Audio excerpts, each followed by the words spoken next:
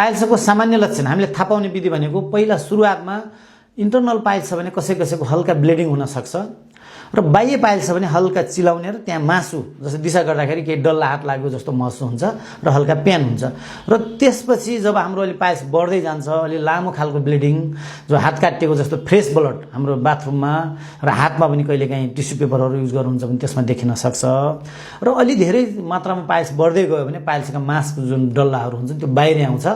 अनि त्यस्तो अवस्थासम्म त उहाँहरूले सजिलै थाहा पाउनुहुन्छ र अझै अलि बढ्दै गयो भने त्यो बाहिर आएको मासु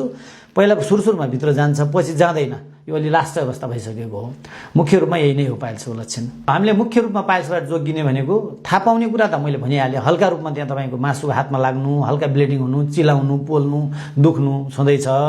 र जोगिने उपाय भनेको आहार विहार खानपिन नै हो तपाईले माछा मासु सकभर खानुहुन्छ भने यस्ता चिजहरू माछा मासु अदुवाहरू चिज खानुहुन्छ भने फलफुलहरू खानु सलादहरू साग खानु मैले त के भन्छु नि आधा किलो मासु खानुहुन्छ भने आधा किलो साग पनि पकाउनु घरमा आधा किलो मासु ल्याउनुहुन्छ भने भनेको छु र बेला बेलामा सिजभात मनतातो पानीमा सामान्य तरिकाले केही नराखेर पनि बस्न सक्नुहुन्छ र त्यति पनि गर्न सक्नुहुन्न भने सामान्य एउटा लेक्जेटिभ पाउडरहरू पाइन्छ आयुर्वेदमा त्यो औषधि एक चम्चा साँझ खाइदिनु भयो भने बिहान दिशा क्लियर हुन्छ यसले हामी सजिलै बच्न सक्छौं